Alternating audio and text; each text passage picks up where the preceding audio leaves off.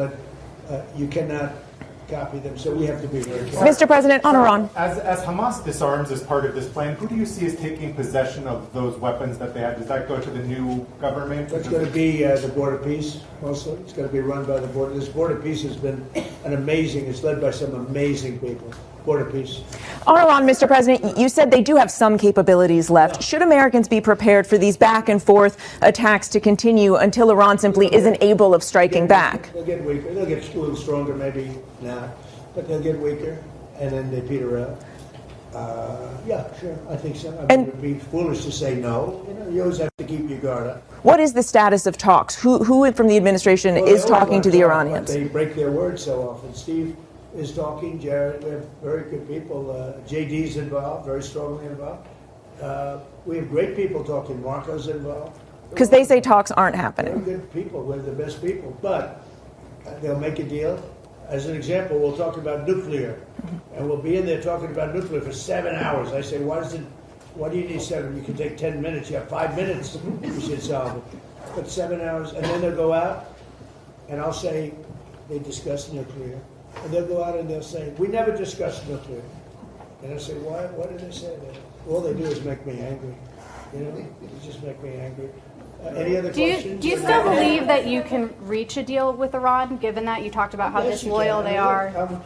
I'm losing faith in them because they do lie and they do misrepresent. Well, the other day, the 5 missiles were shot. We knocked them down, but we were in the midst of a negotiation. I mean, I'm waiting for Steve to call me. How's the negotiation going? And instead, I got a call from Pete that they just shot 5 missiles at one of our bases in Jordan. And we have bases in Jordan. Fortunately, our people operated the equipment. It's also very complex to operate. You know, you talk about the equipment. It's you have to be, oftentimes you see, where did you go to school? MIT, Caltech. I mean, you know, they go to schools that are not as normal for the military, to be honest with you. We have unbelievably brilliant people operating that equipment. And when you don't, you know, the equipment, the shots miss, the safety misses, or the accuracy misses. We have unbelievable people. Think of it, we had 111 at one point, a couple of months ago. 111 over a short period of time, missiles were shot at the Abraham Lincoln aircraft carrier. Great, beautiful ship. One of the most beautiful ships to me, design-wise. 111 missiles going out. Out of the 111 missiles, 111 missiles were shot down quite a bit earlier than they got. I mean, long before they got there. They were shot down. It was almost, in a couple of cases, they were shot down almost as they were taking off. It's incredible technology. So you have a ship that costs billions of dollars, and you have missiles heading to it. 111 missiles were shot down, routinely shot down. And I spoke to the people. I like to reward people. I call them up. I'm the president. And they were cool as a cucumber.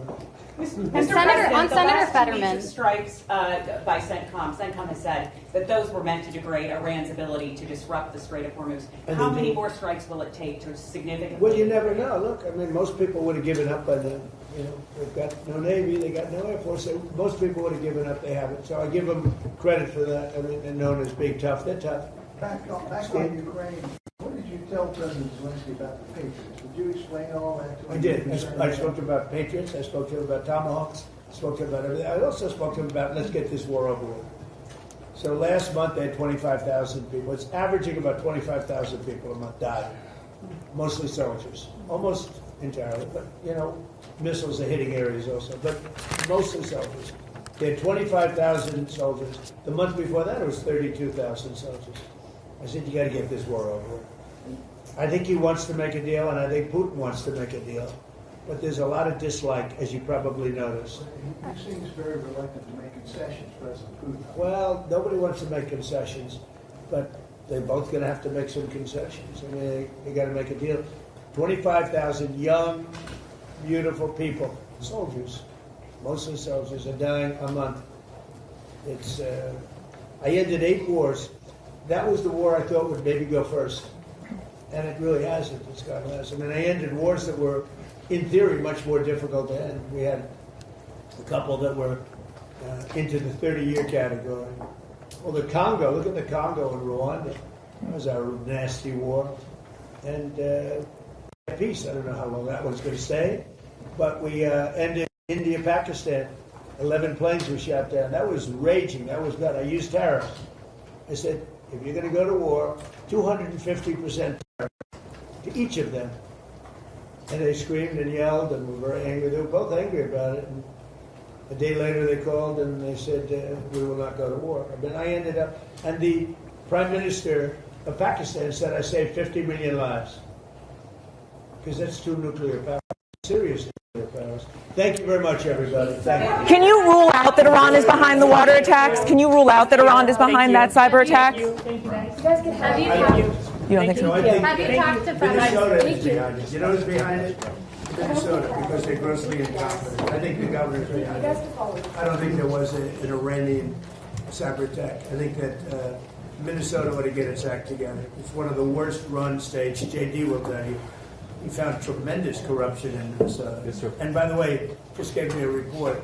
Massive future things having to do with corruption in Minnesota are happening right now. Thank you. Have you talked to Senator Fetterman about leaving the Democratic Party?